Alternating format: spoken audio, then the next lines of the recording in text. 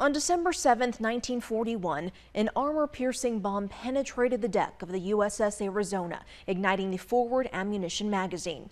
The resulting explosion and fire killed 1,177 American sailors and Marines. Only 334 of the USS Arizona's crew survived. As we reported 2 weeks ago, the last living survivor passed away in Northern California. And tonight, a Tucson man is making sure future generations don't forget the sacrifices made on that infamous day. It's been 2 weeks since Lou Conter, the last surviving member of the USS Arizona, passed away. Conter was just 20 years old during the attack on Pearl Harbor, 102 years old when he passed. 13 News reporter Alex Valdez shows us how one Tucson man is keeping his memory alive and well. It amazed me. Every time I would take his hands, I was holding hands that had steered the Arizona coming in and out of the channel at Pearl Harbor.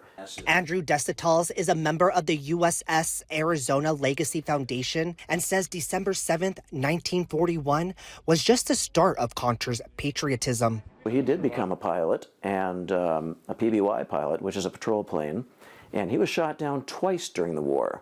Once by the Japanese and once by friendly fire. When he was shot down by the Japanese, he and the crew on his patrol plane swam to a nearby island, and they were hiding in the bushes from Japanese patrols, which is like what you see in movies. That actually happened. They were so scared even just to breathe too loud until they were rescued. After the war, Conter fought in Korea, leading him to help start the military's first survival school. Then he was called to Vietnam. He was on a team of 4 officers who was handpicked by President Kennedy to go over there and to ascertain the situation to see if this is something we should get involved in.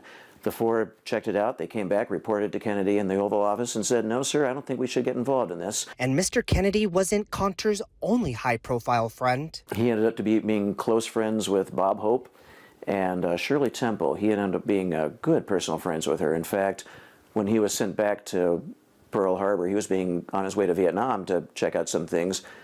Shirley Temple found out that he was there. She tracked him down, made sure they would have dinner. He never talked about this stuff. Desautels will always remember Conter's smile, but will never forget the time his face went blank. The only times I've took photos of him without that grin is when we're on the memorial and when he's been looking at that massive wall with the 1,177 names, his shipmates, his buddies, knowing he could have been on that wall. He could have been one of those names.